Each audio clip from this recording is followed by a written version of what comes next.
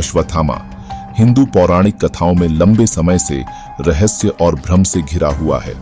अष्ट चिरंजीवी में अश्वत्थामा भी गिने जाते हैं, जो 5000 सालों से इस पृथ्वी पर कहीं जिंदा है ऐसा माना जाता है और धर्म ग्रंथों में लिखा है। उनकी जीवन कहानी 5000 से अधिक वर्षों से कहीं और सुनी जा रही है, जो अद्भुत घटनाओं से भरी हुई है और वैज्ञानिकों और उत्साही लोगों की कल्पना को आकर्षित करती है। नमस्कार दोस्तों, स्वागत है मेरा YouTube चैनल विचित्र संसार में। साथियों, चैनल को सब्सक्राइब करें और इसी तरह का वीडियो देखने के लिए बेल आइकन पर क्लिक करना ना भूलें।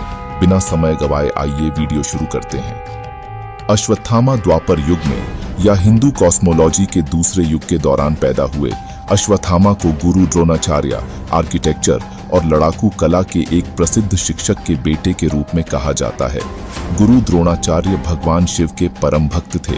एक बार द्रोणाचार्य भगवान शिव से कहा, हे प्रभु, मुझे ऐसा पुत्र दीजिए जिसमें आपका तेज हो, जो आपकी तरह शक्तिशाली हो, जो आपका ही अंश हो।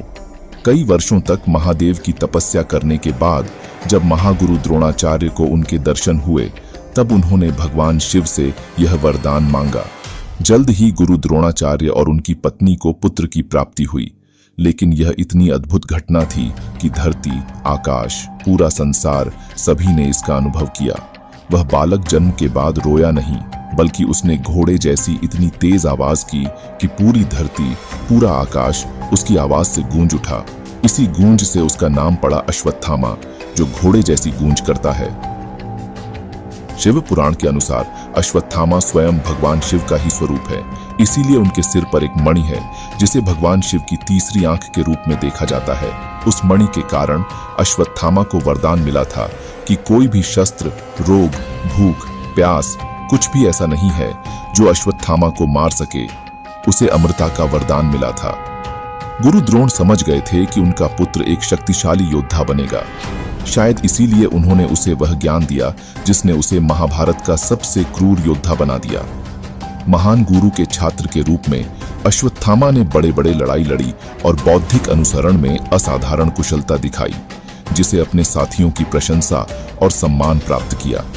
हालांकि उनके जीवन ने एक नाटकीय मोड़ लिया जब वे पांडव और कौरव के बीच एक क्रूर संघर्ष में फंस गए, जो दो प्रतिद्वंद्वी समूह राज्य के नियंत्रण के लिए लड़ रहे थे।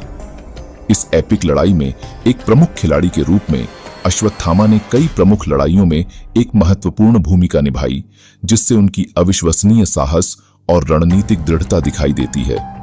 वह भी अर्जुन की तरह एक कुशल धनुर्धर था, लेकिन ऐसा कहा जाता है कि उसका अपनी भावनाओं पर नियंत्रण नहीं था।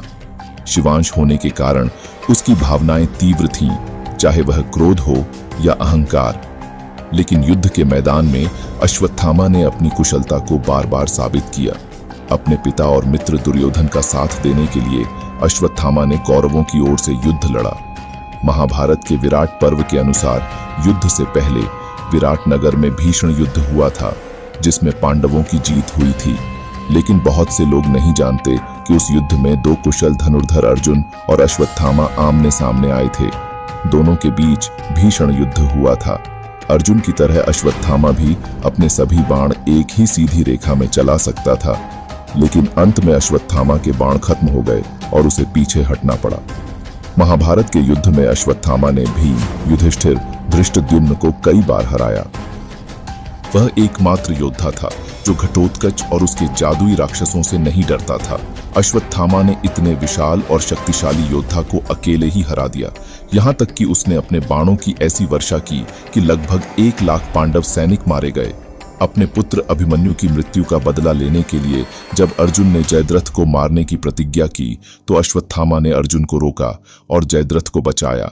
यहाँ तक कि जब अर्जुन और कर्ण के बीच युद्ध हुआ और अर्जुन उसे हराने ही वाला था, तब अश्वत्थामा ने उसे बचाया। युद्ध के 14वें दिन अश्वत्थामा ने ऐसा बाण चलाया जिससे युद्ध समाप्त हो जाता। नारायणास्त्र, जो सभी कुशल योद्धाओं को एक साथ मार सकता था, लेकिन भगवान कृष्ण ने सभी सैनिकों को अपने हथियार छोड़कर जमीन पर लेट जाने को कहा। उनका सबसे उल्लेखनीय उपलब्धि महाभारत युद्ध के दौरान आया, जहां उन्होंने अकेले हाथ से विपरीत पक्ष से हजारों योद्धाओं को छीन लिया, जिनमें शक्तिशाली अभिमन्यु, अर्जुन के बेटे, शामिल थे। इस लड़ाई ने उसे महाशत्रु नाम दिया, जिसका अर्थ है महान विनाशक। उनकी भयानक प्रतिष्ठा के बावजूद अश्वत्थामा का जीवन विवादों से खाली नहीं था। वह अक्सर अपनी बेवकूफ रणनीति और कौरव के मामले के प्रति अविश्वसनीय वफादारी के लिए आलोचना की जाती थी, जिससे कुछ ने उसे एक नायक के बजाय एक धोखाधड़ी के रूप में देखा। इसके अलावा ब्रह्मांड की शैतानी ताकतों, विशेष रूप से मौत का देवता यम के साथ उनके सहयोग ने उनके नैतिक चरित्र के बारे में सवाल उठाए हैं। उनके सैन्य लाभों के अलावा अश्वत्थामा के जीवन को कई आध्यात्मिक और दार्शनिक प्रयासों द्वारा चिह्नित किया गया था। पौराणिक कथाओं के अनुसार उन्होंने कई वर्षों तक अपने को हिमालय में ध्यान में रखा, प्रकाश और आत्म अस्तित्व की तलाश में। इन एस्थेटिक अभ्यासों ने उसे ब्रह्मांड के रहस्यों की गहरी समझ हासिल करने की अनुमति दी, जिससे उसे प्राचीन ज्ञान और रहस्यमय शक्तियों तक पहुंच मिली। अपने लंबे जीवन काल के दौरान अश्वत्थामा भारतीय पौराणिक कथाओं में एक निरंतर उपस्थिति में रहा है, जो कहानियों और समर्पितों की पीढ़ियों के बीच भय और आकर्षण को प्रेरित करता था। उनकी रहस्यमय प्रकृति दयालु, बुद्धिमान और दुष्ट युद्धक के बीच घूमती है, आज भी वैज्ञानिकों और उत्साही लोगों को आकर्षित करना जारी रखी है। जब हम अश्वत्थामा के जीवन पर प्रतिबिंबित करते हैं, तो यह स्पष्ट हो जाता है कि उसका विरासत पौराणिक कल्पना के दायरे से बहुत परे है। मानव प्रकृति की जटिलताओं और ज्ञान और स्वयं की खोज की अनंत खोज में मूल्यवान अंतर्दृष्टि प्रदान करता है। तो ये रहे आज की वीडियो।